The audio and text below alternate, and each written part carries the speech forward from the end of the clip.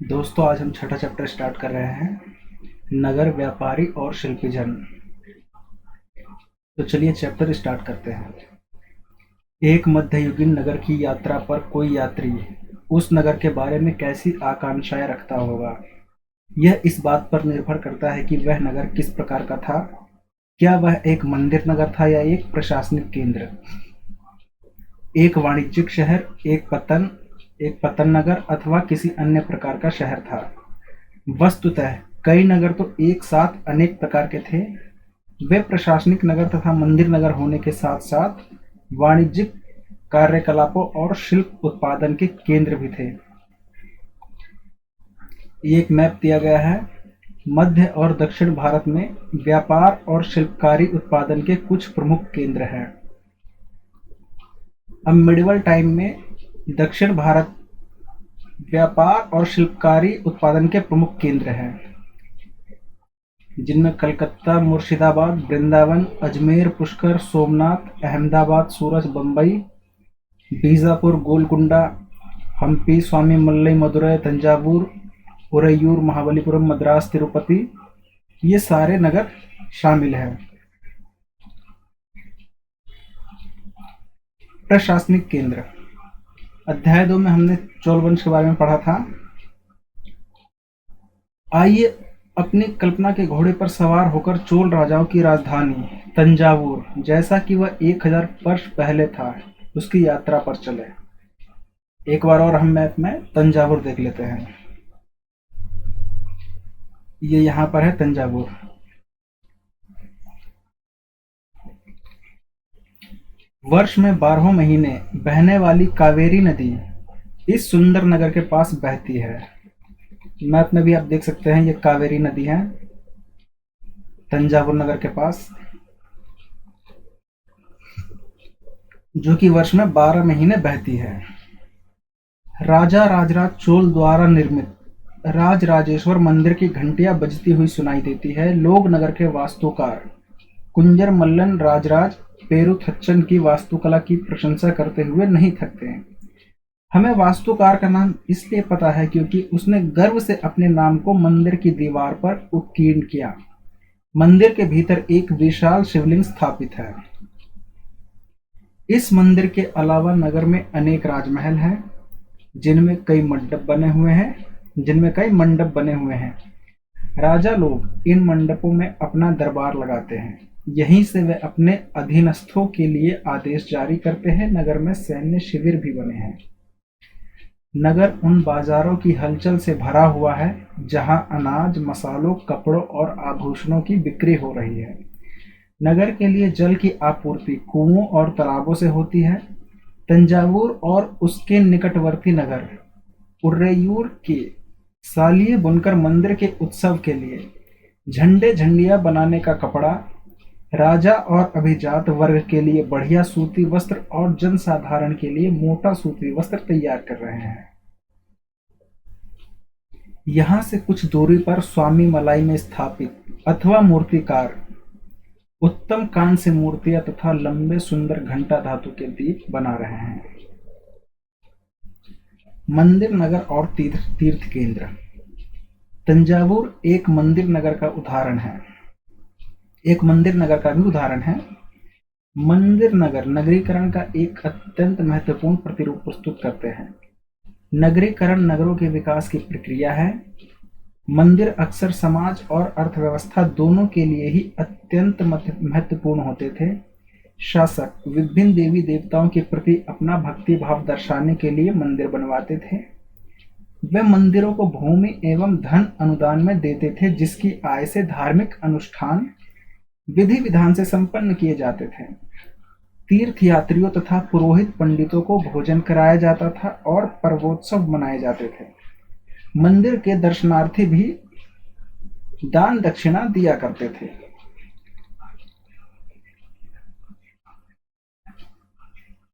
इस मूर्ति को एक बार देखिए।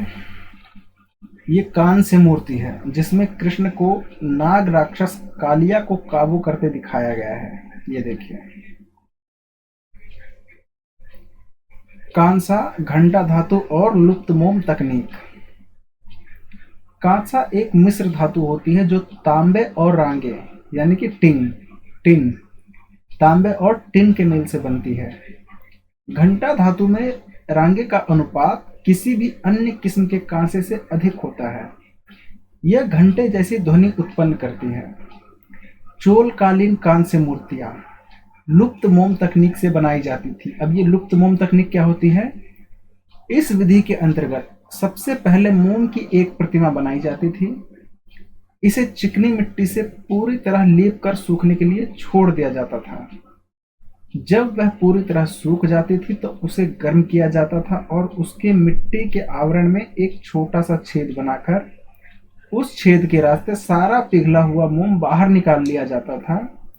फिर चिकनी मिट्टी के खाली सांचे में उसी छेद के रास्ते पिघली हुई धातु भर दी जाती थी। जब वह धातु ठंडी होकर ठोस हो जाती थी तो चिकनी मिट्टी के आवरण को सावधानी पूर्वक हटा दिया जाता था और उसमें से निकली प्रतिमा को साफ करके चमका दिया जाता था। मंदिर के कर्ता धर्ता मंदिर के धन को अब जो मंदिर के कर्ता धर्ता थे वो मंदिर के धन को व्यापार एवं साहूकारी में लगाते थे। शनैः शनैः समय के साथ बड़ी संख्या में पुरोहित, पुजारी, कामगार, शिल्पी, व्यापारी आदि मंदिर तथा उसके दर्शनार्थियों एवं तीर्थयात्रियों की आवश्यकता को पूरा करने के लिए मंदिर के आसपास बसते गए। इस प्रकार मंदिर नगरों का विकास हुआ। इसी रीति से मंदिरों के चारों ओर अनेक नगरों का आविर्भाव हुआ। जैसे मध्य प्रदेश में भिल्ल स्वामिन, भिलसा या विदिशा और गुजरात में सोमनाथ। कुछ अन्य महत्वपूर्ण मंदिर नगर तमिलनाडु में कांचीपुरम तथा मदुरै और आंध्र प्रदेश में तिरुपति है। तीर्थ स्थल भी धीरे धीरे नगरों के रूप में विकसित हो गए। वृंदावन और तिरुवन्नमलई ऐसे नगरों के दो उदाहरण हैं। अब तीर्थ स्थल धीरे धीरे नगरों के रूप में विकसित हो गए, जिनमें वृंदावन और तिरुवन्नमलई ऐसे नगरों के उदाहरण हैं। अजमेर 12वीं शताब्दी में चौहान राजाओं की राजधानी था। अब 12वीं शताब्दी में चौहान राजाओं की राजधानी अजमेर था और आगे चलकर मुगलों के शासन में वह सूबा मुख्यालय बन गया। यह नगर धार्मिक सह अस्तित्व का एक उत्कृष्ट उदाहरण प्रस्तुत करता है।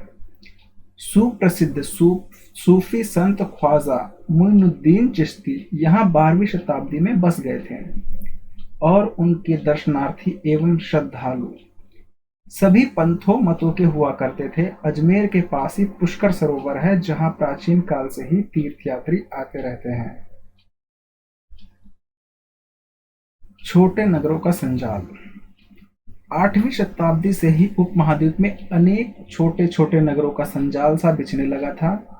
संभवतः उनका प्रादुर्भाव बड़े बड़े गांवों से हुआ था। उनमें आमतौर पर एक मंडपिका, बाद में जिसे मंडी कहा जाने लगा, जहां आसपास के गांव वाले अपनी उपज बेचने के लिए लाते थे। उनमें ऐसी गलियां थी जहां दुकानें एवं बाजार थे, जिन्हें बाद में हाट कहा जाने लगा। इसके अलावा भिन्न भिन्न प्रकार के कारीगरों तथा शिल्पियों जैसे कुम्हारों, तेलियों, शक्कर बनाने वालों, ताड़ी बनाने वालों, सुनारों, लोहारों, पत्थर तोड़ने वालों आदि के लोग अलग अलग बाजार होते थे। इन सबके अलग अलग बाजार होते थे। कुछ व्यापारी तो नगर में स्थायी रूप से बसकर अपना कारोबार करते थे, जबकि कुछ अन्य व्यापारी नगर नगर घूमकर क्रय विक्रय किया करते थे। आसपास और दूर दराज के व्यापारी इन नगरों में स्थानीय उपज खरीदने और दूरवर्ती स्थानों के उत्पाद जैसे घोड़े, नमक, कपूर, केसर, पान सुपारी और काली मिर्च जैसे मसाले बेचने के लिए आते थे। अब ये नगर का एक बाजार दिखाया गया है इस चित्र में। चलिए आगे बढ़ते हैं। आमतौर पर कोई सामंत यानी परवर्ती काल का जमींदार इन नगरों में या इनके आसपास किले बंदी कर महल बना लेता था। ऐसे सामंत व्यापारियों, शिल्पकारों तथा उनके व्यापार की वस्तुओं पर कर लगाते थे और कभी कभी इन करों की संग्रहण का अधिकार उन स्थानीय मंदिरों को प्रदान कर देते थे जिनका निर्माण स्वयं उनके द्वारा या धनाढ्य व्यापारियों द्वारा कराया गया होता था। ऐसे अधिकारों का उल्लेख अभिलेखों में किया गया है। जो आज भी पाए जाते हैं। अब ये बताया गया है कि इसमें किस किस किस चीज़ों पर कर लगाए जाते थे, इसको हम रहने देते हैं। बड़े और छोटे व्यापारी। व्यापारी कई प्रकार के हुआ करते थे, उनमें बंजारे लोग भी शामिल थे। कई व्यापारी, विशेष रूप से घोड़ों के व्यापारी, अपने संघ बनाते थे, जिनका एक मुखिया होता था और वह मुखिया उनकी और घोड़े खरीदने की इच्छुक योद्धाओं से बातचीत करता था। चूंकि व्यापारियों को अनेक राज्यों तथा जंगलों से होकर गुजरना पड़ता था, इसलिए वे आमतौर पर काफिले बनाकर एक साथ यात्रा करते थे और अपने हितों की रक्षा के लिए व्यापार संघ, गिल्ड बनाते थे। दक्षिण भारत में 8वीं शताब्दी और परवर्ती काल में अनेक ऐसे संघ थे। उनमें सबसे प्रसिद्ध मणिग्रामम और नानादेशी थे। ये व्यापार संघ प्रायद्वीपीय के भीतर और दक्षिण पूर्व एशिया तथा चीन के साथ भी दूर दूर तक व्यापार करते थे।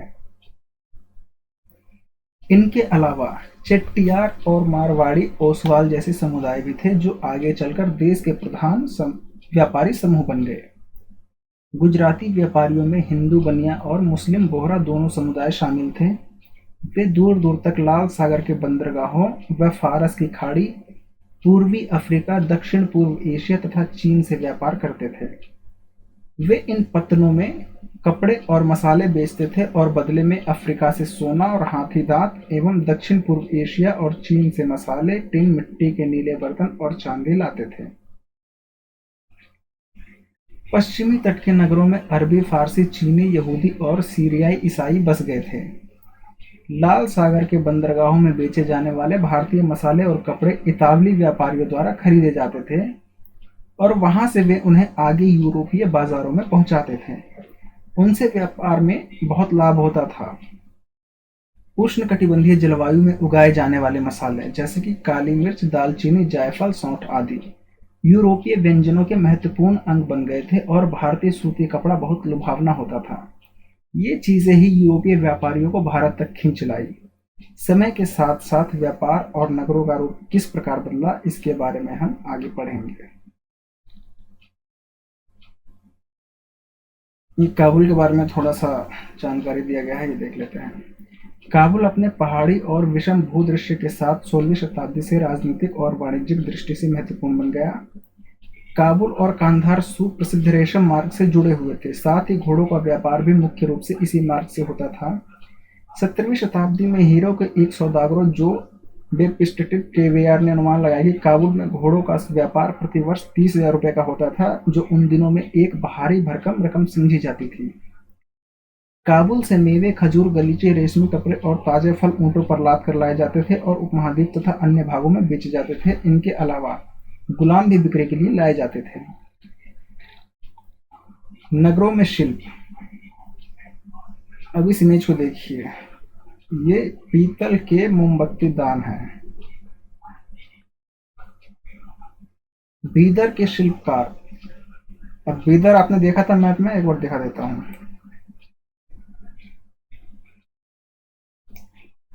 ये रहा बीदर।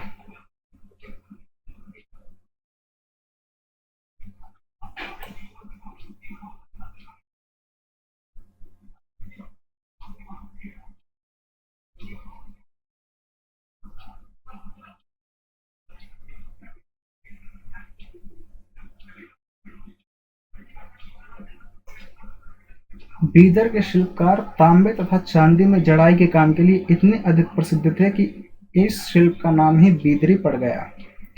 पांचाल अर्थात विश्वकर्मा समुदाय, जिसमें सुनार, कसेरे, लोहार, राजमिस्त्री और बढ़ई शामिल थे, ये मंदिरों के निर्माण के लिए आवश्यक थे। इसके अलावा वे राजमहलों, बड़े बड़े भवनों, तालाबों और जलाशयों के निर्माण में भी अपने महत्वपूर्ण भूमिका अदा करते थे। इसी प्रकार सालियार या केक्कोलार जैसे बुनकर भी समृद्धशाली समुदाय बन गए थे और वे मंदिरों को भारी दान दक्षिणा दिया करते थे। वस्त्र निर्माण से संबंधित कुछ अन्य कार्य जैसे कपास को साफ करना, काटना और रंगना भी स्वतंत्र व्यवसाय बन गए थे, जिनके लिए विशेषज्ञता की आवश्यकता होती थी। अब इसमें एक शॉल का बॉर्डर दिखाया गया है इस इमेज में, ध्यान से देखिए इसे।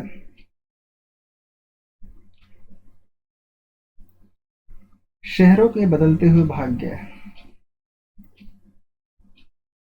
कई शताब्दियों के लंबे समय में अहमदाबाद जैसे कुछ नगर बड़े व्यापारिक केंद्रों के रूप में विकसित हो गए, लेकिन तंजावुर जैसे कुछ अन्य नगर पहले की अपेक्षा विस्तार तथा महत्व की दृष्टि से सिकुड़ गए। इसी काल में पश्चिम बंगाल में भागीरथी नदी के तट पर स्थित मुर्शिदाबाद रेशमी वस्त्रों का प्रमुख केंद्र के रूप में उभर रहा था। वह 1704 में बंगाल की राजधानी बन गया, लेकिन इसी शताब्दी के दौरान उसका सितारा डूब गया, क्योंकि वहां के बुनकर इंग्लैंड की मिलों से बनकर आए सस्ते कपड़ों के साथ प्रतियोगिता में टिक न सके। अब हम पढ़ेंगे हम्पी, मछलीपट्टनम और सूरत के बारे में। देखिए, ये हम्पी का एक चित्र है। हम्पी के अहाते की टूटी हुई दीवार से बुर्ज का दृश्य।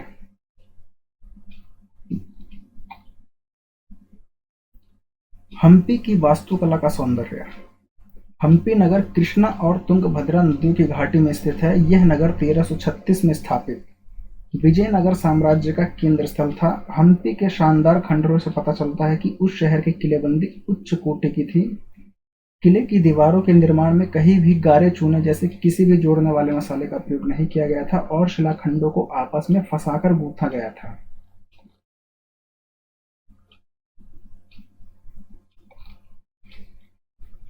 दोस्तों, आप लोगों से एक सवाल पूछता हूँ। ये चित्र देखिए और आप ये बताइए कि इसे आपने कहाँ देखा है। क्या आपने कभी देखा भी है या नहीं? चलिए मैं हिंट दे देता हूँ आपको। ये आपको नोट पर मिलेगा। आप लोग को इतना बताना है कि कितने रुपए के नोट पर ये चित्र छपा हुआ होता है। जल्दी से आप लोग कमेंट में बताइए। ये हम्पी के विट्ठल मंदिर का एक पत्थर से बना हुआ रथ है। हम्पी की वास्तुकला विशिष्ट प्रकार की थी। वहां के शाही भवनों में भव्य मेहराब और गुंबद थे। वहां स्तंभों वाले कई विशाल कक्ष थे जिनमें मूर्तियों को रखने के लिए आले बने हुए थे। वहां सुनियोजित बाग बगीचे भी थे जिनमें कमल और तोड़ों की आकृति वाले मूर्तिकला के नमूने थे। 15वीं-16वीं शताब्दियों के अपने समृद्धि काल में हम्पी कई वाणिज्यिक और सांस्कृतिक गतिविधियों से गुंजायमान रहता था। उन दिनों हम्पी के बाजारों में मुस्लिम सौदागरों, चेट्टियों और पुर्तगालियों जैसे यूरोपीय व्यापारियों के एजेंटों का जमघट लगा रहता था। मंदिर सांस्कृतिक गतिविधियों के केंद्र होते थे और देवदास या विरूपाक्ष मंदिर के अनेक स्तंभ वाले विशाल कक्षों में देव प्रतिमा राजा तथा प्रजाजनों के समक्ष नृत्य किया करती थी। महानवमी पर्व, जो आज दक्षिण भारत में नवरात्रि पर्व कहलाता है, उन दिनों हम्पी में एक अत्यंत महत्वपूर्ण पर्व माना जाता था। पुरातत्वविदों ने उस महानवमी मंच को खोज निकाला है जहां राजा अपने अतिथियों का स्वागत सत्कार करता था और अधीनस्थ व्यक्तियों से नजराने उपहार लिया करता था। वहीं विराजमान होकर राजा नृत्य एवं संगीत तथा मल्लयुद्ध के कार्यक्रम भी देखा करता था। 1565 में दक्कनी सुल्तानों गोलकुंडा, बीजापुर, अहमदनगर, बरार और बीदर के शासकों के हाथों विजयनगर की पराजय के बाद हम्पी का विनाश हो गया। अब हम पढ़ेंगे सूरत के बारे में। पश्चिम का एक प्रवेश द्वार। सूरत मुगल काल के कैम्बे, आज के खंबात और कुछ समय बाद के अहमदाबाद के साथ साथ गुजरात में पश्चिमी व्यापार का वाणिज्यिक केंद्र बन गया। वाणिज्यिक केंद्र, हमने बहुत बार इस वर्ड को देखा है इस चैप्टर में। जान लेते हैं कि इसका मतलब क्या होता है। ये एक ऐसा स्थान होता है जहां विभिन्न उत्पादन केंद्रों से आने वाला माल खरीदा और बेचा जाता है। यानी कि व्यापार का एक केंद्र कह सकते हैं, जहां पर व्यापार किया जाता है, व्यापारिक केंद्र। सूरज ओरमुज की खाड़ी से होकर पश्चिमी एशिया के साथ व्यापार करने के लिए मुख्य द्वार था। सूरत को मक्का का प्रस्थान द्वार भी कहा जाता है, क्योंकि बहुत से हज यात्री जहाज से यहीं से रवाना होते थे। सूरत एक सर्वदेशीय नगर था जहां सभी जातियों और धर्मों के लोग रहते थे। 17वीं शताब्दी में वहां पुर्तगालियों, डचों और अंग्रेजों के कारखानों एवं माल गोदाम थे। अंग्रेज इतिहासकार ओविंगटन ने 1689 में सूरत बंदरगाह का वर्णन करते हुए लिखा है कि किसी भी एक वक्त पर अलग अलग देशों के औसतन 100 जहाज इस बंदरगाह पर लंगर डाले खड़े देखे जा सकते थे। सूरत में ऐसी अनेक दुकानें थी जो सूती, कपड़ा, थोक और फुटकर कीमतों पर बेचती थी। सूरत के वस्त्र अपने सुनहरे गोटा किनारियों यानी कि जरी के लिए प्रसिद्ध थे और उनके लिए पश्चिम एशिया, अफ्रीका और यूरोप में बाजार उपलब्ध थे। राज्य ने विश्व के सभी भागों से नगरों में आने वाले लोगों की आवश्यकताओं को पूरा करने के लिए अनेक विश्राम गृह बना रखे थे। वहां भव्य भवन और असंख्य मनोरंजक स्थल थे। सूरत में काठियावाड़ी सेठों तथा महाजनों की बड़ी बड़ी साहूकारी कंपनियां थीं। उल्लेखनीय है कि सूरत से जारी की गई हुंडियों को दूर दूर तक मिस्र में काहिरा, इराक में बसरा और बेल्जियम में एंटवर्प के बाजारों में भी मान्यता प्राप्त थी। हुंडियों का मतलब क्या होता है? ये एक ऐसा दस्तावेज होता है जिसमें एक व्यक्ति द्वारा जमा कराई गई रकम दर्ज रहती है। हुंडी को कहीं अन्यत्र प्रस्तुत करके जमा की गई राशि प्राप्त की जा सकती है। किंतु 17वीं शताब्दी के अंतिम वर्षों में सूरत का भी अधपतन प्रारंभ हो गया। इसके कई कारण थे। मुगल साम्राज्य के पतन के कारण बाजारों तथा उत्पादकता की हानि, पुर्तगालियों द्वारा समुद्री मार्गों पर नियंत्रण और बंबई से प्रतिस्पर्धा, यानी कि बम्बई से कंपटीशन। जहां 1668 में अंग्रेजी ईस्ट इंडिया कंपनी ने अपना मुख्यालय स्थापित कर लिया। आज सूरत एक महत्वपूर्ण वाणिज्यिक केंद्र है। अब पढ़ेंगे मूसलीपट्टनम के बारे में। जोखिम भरा दौर, मूसलीपट्टनम के लिए चुनौती। मूसलीपट्टनम या मछलीपट्टनम नगर कृष्णा नदी के डेल्टा पर स्थित है। 17वीं शताब्दी में यह भिन्न भिन्न प्रकार की गतिविधियों का नगर था। हॉलैंड और इंग्लैंड दोनों देशों की ईस्ट इंडिया कंपनियों ने मूसलीपट्टनम पर नियंत्रण प्राप्त करने का प्रयत्न किया, क्योंकि तब तक वह आंध्र तट का सबसे महत्वपूर्ण पतन बन गया था। मूसलीपट्टनम का किला हॉलैंड वासियों ने बनाया था।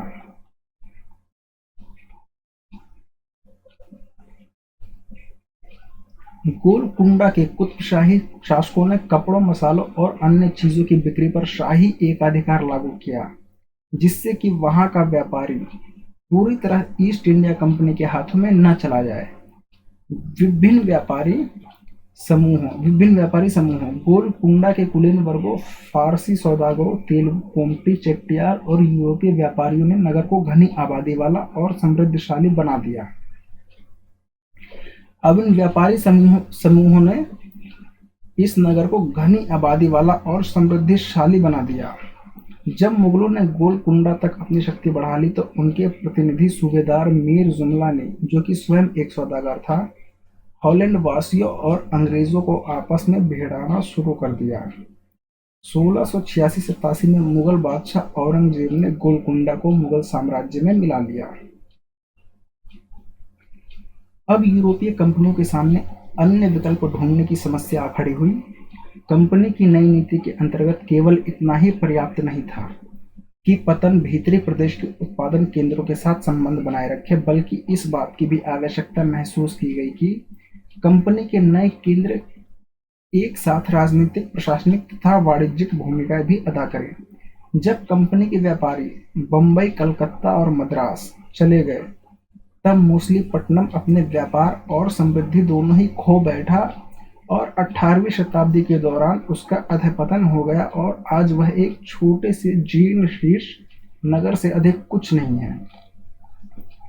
अब पढ़ते हैं नए नगर और व्यापारी।